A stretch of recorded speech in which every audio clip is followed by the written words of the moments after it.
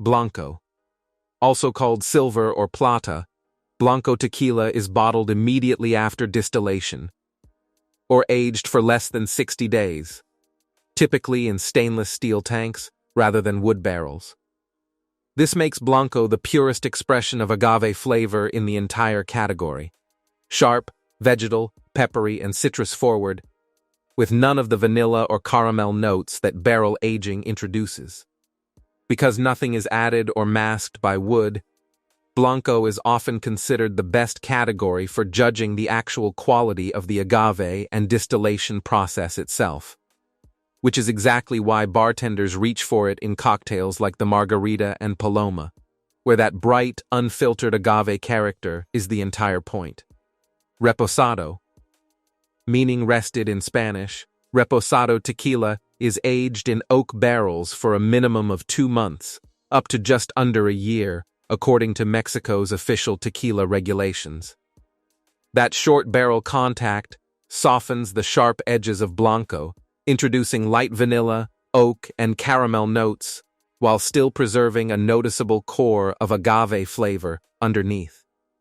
Reposado sits in a genuine middle ground, versatile enough to work in cocktails that benefit from a bit more depth, like a tequila old-fashioned, while remaining approachable enough to sip neat, which has made it the best-selling tequila category in Mexico itself, even though Blanco tends to dominate export markets.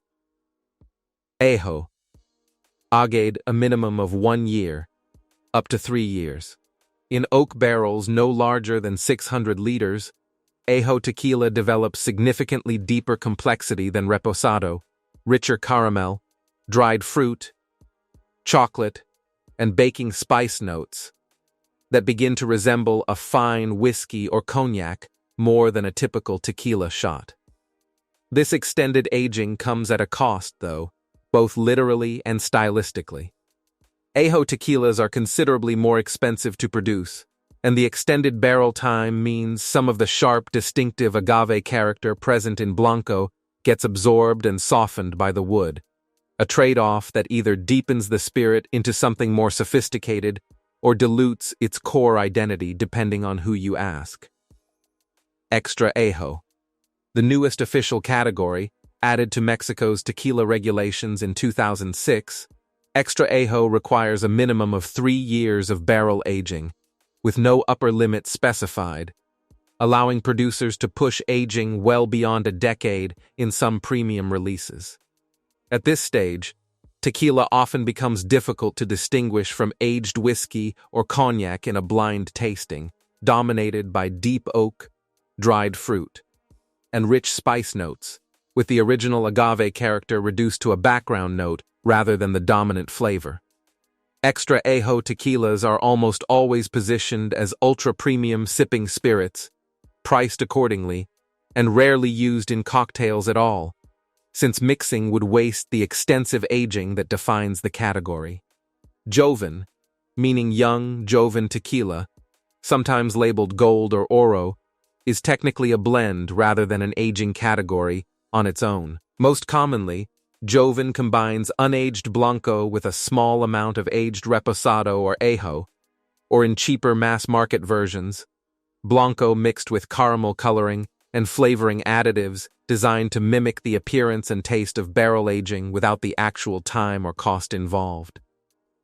This second, additive-based version of Joven has developed a somewhat poor reputation among tequila purists, since it essentially fakes the visual and flavor cues of aging rather than earning them, making Joven one of the more inconsistent categories depending entirely on which specific brand and production method is behind the bottle. Cristalino, one of the newest and most distinctive innovations in the category, Cristalino takes an aged tequila, typically Reposado or Añejo, and filters it through activated charcoal to strip out the color while attempting to preserve much of the flavor complexity gained during barrel aging. The result looks like a Blanco, crystal clear, but tastes noticeably smoother and more complex, carrying the caramel and vanilla notes of aging without the golden color typically associated with it. Cristalino emerged specifically to appeal to drinkers who wanted the refined, mellow character of aged tequila, but preferred the visual and mixability profile of a clear spirit. And it's become especially popular in premium cocktail culture over the past decade. 100% agave versus mixto, this distinction matters more than any aging category. And it's the first thing serious tequila drinkers check on a label. By Mexican law, tequila only needs to contain a minimum of 51% blue agave sugars to legally be called tequila, with the remaining percentage allowed to come from other, cheaper sugar sources, typically cane sugar. This is called mixto, and it's responsible for the harsh, hangover-heavy reputation tequila has carried for decades in markets like the United States. True 100% agave tequila, clearly labeled as such, contains no filler sugars at all, resulting in a noticeably smoother spirit with a cleaner, more authentic agave flavor and, according to many drinkers, significantly less severe next-day effects.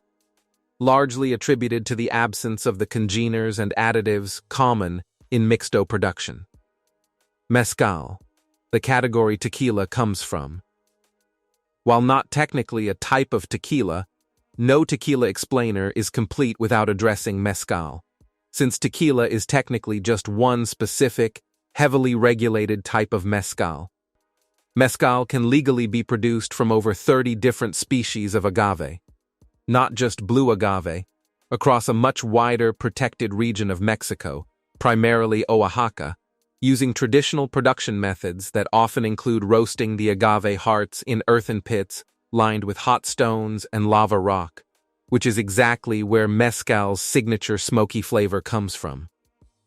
Tequila, by contrast, almost always uses above-ground ovens or autoclaves that produce a cleaner, non-smoky result. Every tequila is technically a mezcal, but the reverse is never true, since tequila's rules are far more restrictive than mezcal's broader traditional category. Putting it together. So when you're standing in front of a tequila shelf, here's what you're actually looking at. Blanco delivering pure, unfiltered agave character. Reposado offering a gentle introduction to barrel aging, Añejo pushing into rich, whiskey-adjacent territory, Extra Añejo representing the category's ultra-premium sipping tier, Joven acting as a blend that can either genuinely combine aged and unaged tequila or fake the effect entirely with additives. Cristalino offering the smoothness of aging without the color. And the 100% agave versus mixto distinction quietly separating true, high-quality tequila from the cheaper, sugar-cut versions responsible for tequila's rough reputation in the first place. Same base plant, the same protected region of Mexico, but 7 distinct directions depending entirely on how long it rests, what it's filtered with, and whether anything besides agave ever made it into the bottle.